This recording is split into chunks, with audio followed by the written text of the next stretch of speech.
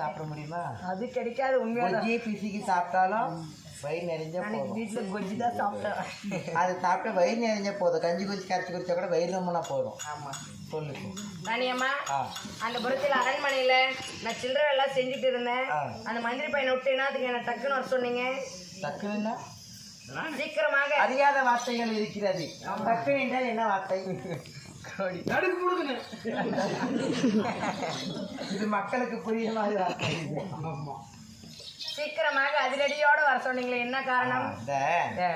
ஒரு சின்ன ஒரு பழமொழி மட்டும் சொல்லிடுறேன். சொல்லு ராணியம்மா, நீ சொன்னாதான் எனக்கு பிடிக்கும். காலை அதாவது கீழே உக்காந்து மண்டிட்டு சாப்பாடு சாப்பிட்றது எதற்காக?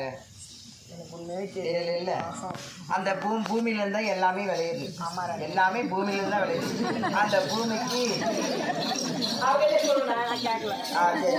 பாடி எங்கடி போய் இந்த தோழி கேடி இந்த மீசிய ஒன்றும் உள்ள உனக்கு.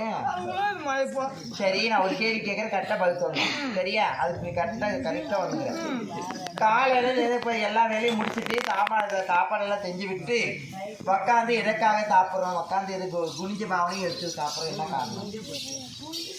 அதுக்கு என்ன காரணம்? சாப்பிட்றவங்க அழுகி போறவங்க தான் சாப்பிடுவாங்க. என் வாய்ப்பு அது ஏன் என்ன காரணம் தெரியுமா? ஐயா தோழி அவன் கொள்ளுவாயா என் கூந்தல் அழகு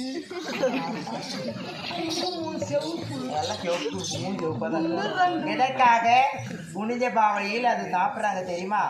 அந்த பூமாதேவிக்கு ஒரு வணக்கம் சொல்லி அந்த பூமாதேவிக்கு ஒரு பாதத்தை பணிந்து அதோடைய தெய்வத்தின் கடாட்சமாக இருக்கணும். அந்த பூமாதேவிக்கு ஒரு நன்றி சொல்லி தான் அந்த சாதத்தை எடுத்து சாப்பிட்றோம். தண்ணி குடிக்கும்போது அனாந்து குடிக்கிறோம். எல்லாம் வாய் குடிக்கக்கூடாது. அனாந்து குடிக்கிறாங்க இல்லையா? தண்ணி குடிச்சா எப்படி அனாந்து குடிக்கிறாங்க?